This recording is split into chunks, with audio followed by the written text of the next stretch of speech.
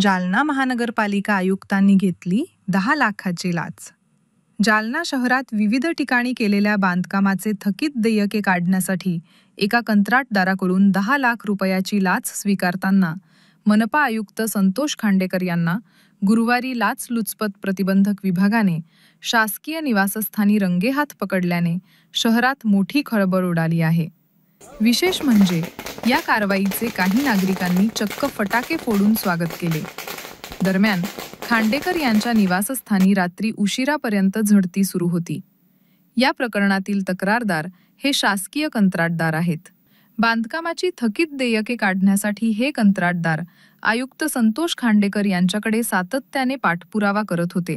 बांधकामाचे देयके काढण्यासाठी कंत्राटदाराकडे आयुक्तांनी 20 लाख रुपयाची मागणी केल्याबाबतची तक्रार कंत्राटदाराने लाचलुचपत प्रतिबंधक विभागाच्या जालना येथील पोलीस उपअधीक्षक कार्यालयाकडे केली होती। या तक्रारीची लाचलुचपत प्रतिबंधक विभागाने पडताळणी केली। गुरुवारी सायंकाळी कंत्राटदाराकडून 10 लाख रुपयाची लाच स्वीकारताना आयुक्त खांडेकर यांना रंगेहात पकडण्यात आले।